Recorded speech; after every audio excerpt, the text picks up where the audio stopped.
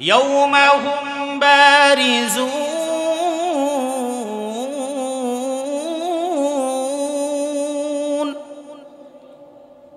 লা ইয়াখফা আলাল্লাহি মিনহুম শাই লিমানিল মুলকুল ইয়াউমা লিল্লাহ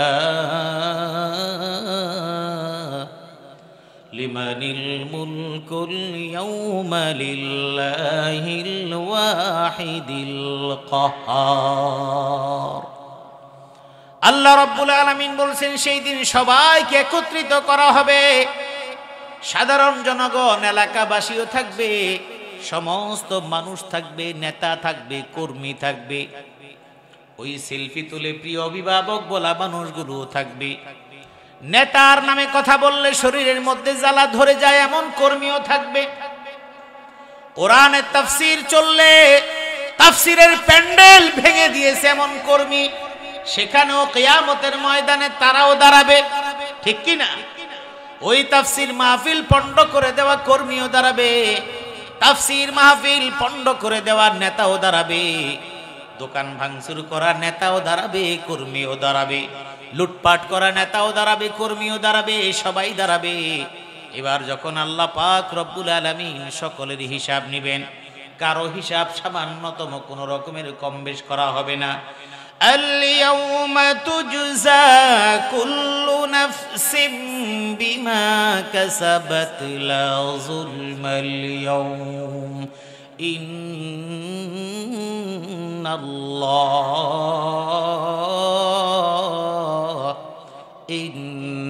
ইন্নাল্লাহা সারিউল হিসাব। আল্লাহ রাব্বুল আলামিন বলেছেন আল-ইয়াউমা তুজজা কুল্লু নাফসিন বিমা কাসাবাত লা যুলমাল ইয়াউম। এবার সমবেত হওয়ার পরে দ্বিতীয় আয়াত বলছি, আল্লাহ রাব্বুল আলামিন বলবেন আজকে কোনো রকমের কোনো জুলুম করা হবে না, কারো প্রতি কারো কোনো জুলুম করা হবে না। লা যুলমাল ইয়াউম ইন্নাল্লাহা সারিউল হিসাব। অতি দ্রুত যার যার হিসাব বুঝায়া দেওয়া হবে। খারাপ লাগতেছে? হ্যাঁ, বেশি রাত হয়ে গেছে, আমাকে বসাইছে দেরিতে, আমার কিছু করার নাই, আমি অল্প সময় কথা বলবো। আর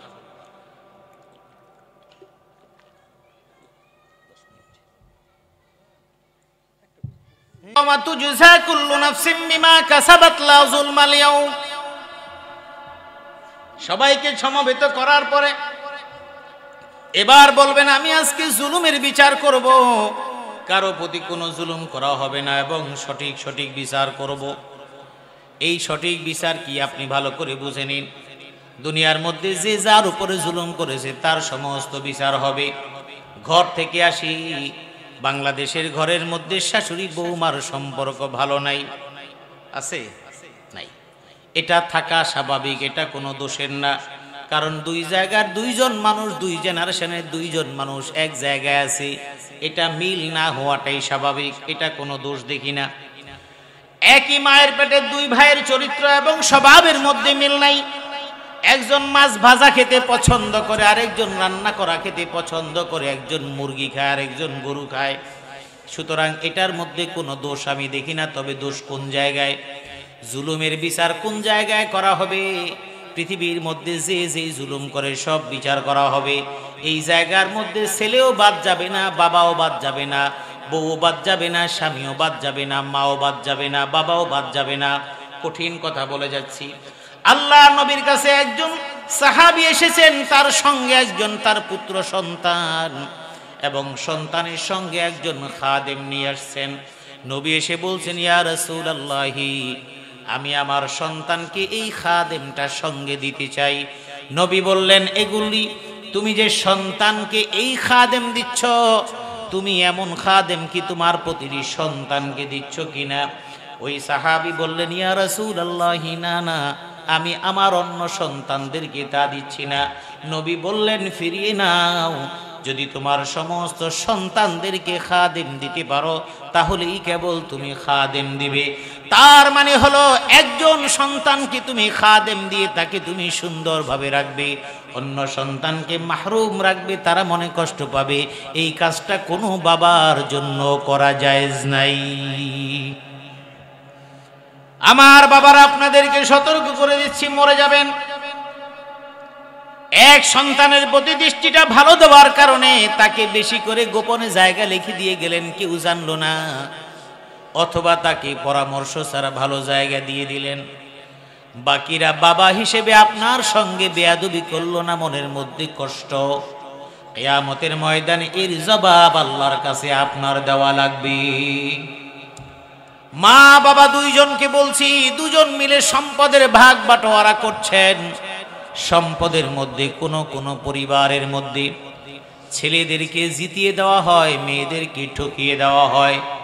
এই ঠক এবং জিতের প্রশ্ন ইসলামে নাই। মেয়েরা যা পায় তা দিবেন, ছেলেরা যা পায় তা দিবেন। যদি কোথাও হেরফের করেন, মা বাবা আপনি আসামির কাঠগড়ায় দাঁড়িয়ে যাবেন। ভাইয়েরা, যদি বোনের জায়গা না দেন, আপনিও মনে রাখবেন আসামির কাঠগড়ায় দাঁড়িয়ে যাবেন। বোনের সম্পদ যদি আপনার কাছে হয়, ডেকে তাড়াতাড়ি বলবেন তোর জায়গায় তুই নিয়ে যা। যদি নিতে না চাস, কত দাম হয় ধরে আমার থেকে টাকা নিয়ে যা। তবু অন্যের সম্পদ আপনার মালিকানার মধ্যে রাখবেন না, পরিপূর্ণভাবে আল্লাহ হিসাব নেবেন। এবার আরেকটা প্রসঙ্গ বলি, শাশুড়ি বৌমা।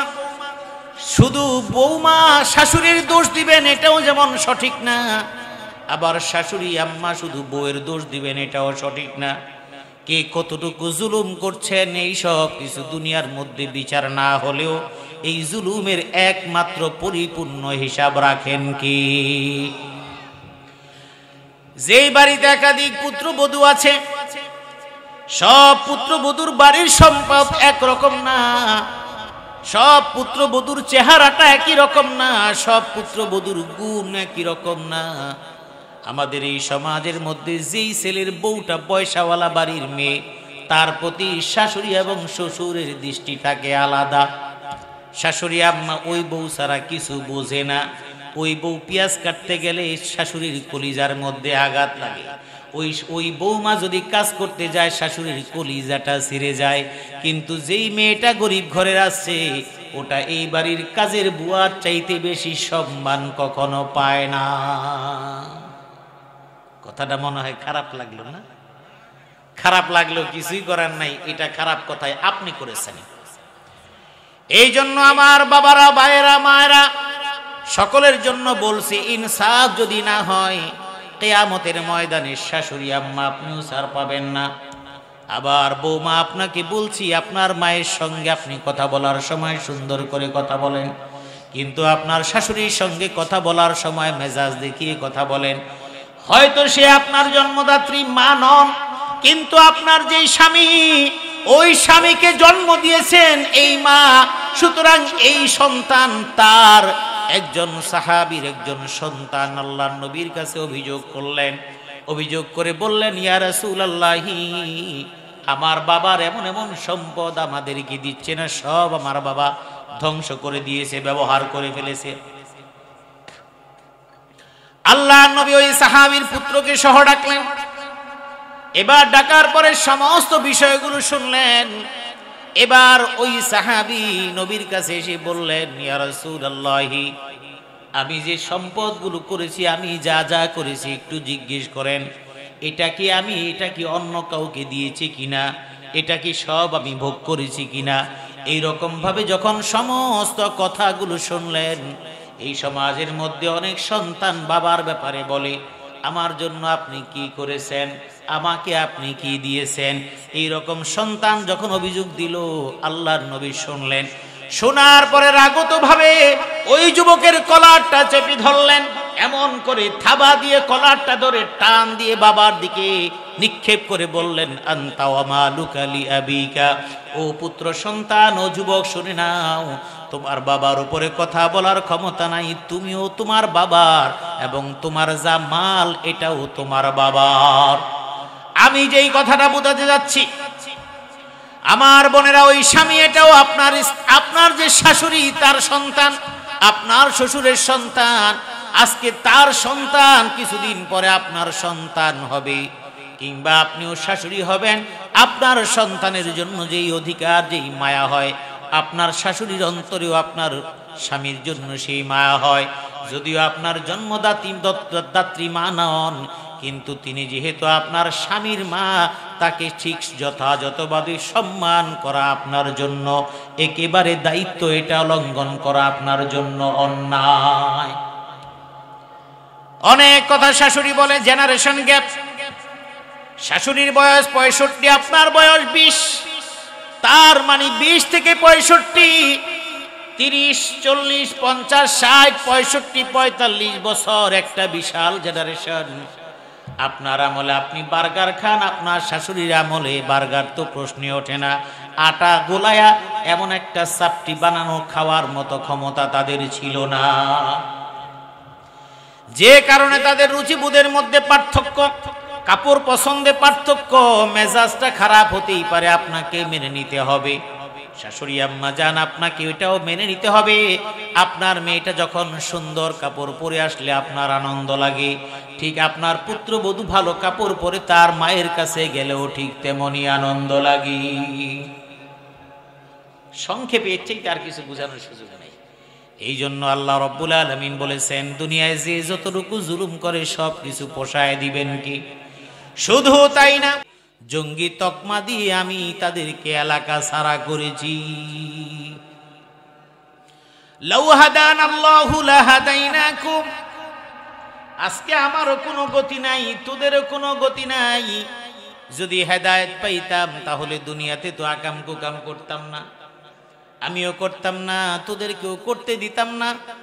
আমি চান্দা খাইছি বেশি, তোদেরকে দিছি অল্পটা। তোদেরকে দিছি ফুটপাতের, আমি গেছি বড় জায়গার, কারণ আমি নিজেও হেদায়েত পাই নাই, তোদেরকেও হেদায়েতের পথ দিতে পারি নাই। সাওয়াউন আলাইনা আজাজিনা আম সাবারনা মালানা মিন মাহিস। আজকের এই কঠিন ভয়াবহ দিনে সবর করো কিংবা না করো, ধৈর্য ধরো কিংবা না ধরো, কোনো উপায় নাই, কোনো লাভ নাই। যেটা সিদ্ধান্ত হওয়ার সেটাই হয়ে গেছে, আমাদের কিছুই করার নাই। এবার সবাই মনে করবে সমস্ত দোষ হলো শয়তান মিয়ার, শয়তান মুস্কি মুস্কি হাসবে, আর আপনি আমি বলবো ওই শয়তানের সমস্ত দোষ। নেতাও বলবে আমার কোনো দোষ না, শয়তানের দোষ। শয়তান বলবে না না, আমার কোনো দোষ নাই। আমি তোমাকে ককটেল ফুটাতে বাধ্য করি নাই, আমি তোমাকে অন্যের ঘর থেকে জোর করে বের করে দিতে বাধ্য করি নাই, আমি তো তোমাকে কনসার্ট শোনার জন্য বাধ্য করি নাই, আমি তো তোমাকে মদের বারে গিয়ে মদ খেতে তোমাকে আমি জবরদস্তি করি নাই, আমি তো ফুটপাতে চাঁদাবাজি করতে তোমাকে বাধ্য করি নাই। গরিব দোকানদার কলা বেচতে বসেছে, তুমি তার কাছ থেকে 100 টাকা চাঁদা দাবি করেছো, অথচ এই লোকটা গাছের কলা বিক্রি করে তাও সর্বসা করলে হয়তো 300 টাকা বিক্রি করেছে। স্বপ্ন দেখেছে 300 টাকা কলা বিক্রি করে, দুধ বিক্রি করে, শাকসবজি বিক্রি করে বাড়ির জন্য অন্য কিছু বাজার কিংবা স্ত্রীর জন্য ওষুধ কিনে নিয়ে যাবে, কিন্তু তোমার ধমকের কারণে বাধ্য হয়ে 100 টাকা দিয়েছে, চোখের জল ফেলেছে। পৃথিবীর সমস্ত মানুষ ভুলে গেছে, কিন্তু আমি আল্লাহ কিন্তু ভুলি নাই। শয়তান বলবে ওই জায়গার মধ্যে আমি তোমাকে জুলুম করতে বাধ্য করি নাই। ওই অফিসার বলবে তোর কারণেই তো আমি ঘুষ খেয়েছি, লুটপাট করেছি, বেগম পাড়ায় বাড়ি বানিয়েছি, জনগণের টাকা লুটপাট করেছি, দেশের বাইরে কোটি কোটি টাকা পাচার করেছি। শয়তান বলবে আমি তো তোমারে বাধ্য করি নাই, তাহলে কি করেছিস? ওয়াকালা শাইতানু লাম্মা কুদিয়াল আমর ইন্নাল্লাহা ওয়া'আদাকুম ওয়া'দাল হক। শয়তান বলবে আল্লাহ যেই ওয়াদা করেন সেই ওয়াদাই সত্য। ওয়া ওয়া'আদতুকুম ফাআখলাফতুকুম, আমি যা ওয়াদা করলাম সব হলো মিথ্যা। যুবক বয়সে ছেলেটাকে বুঝাইলাম মেয়ের পিছে ঘোর, তোর জীবনটা ফকফকা হয়ে যাইব।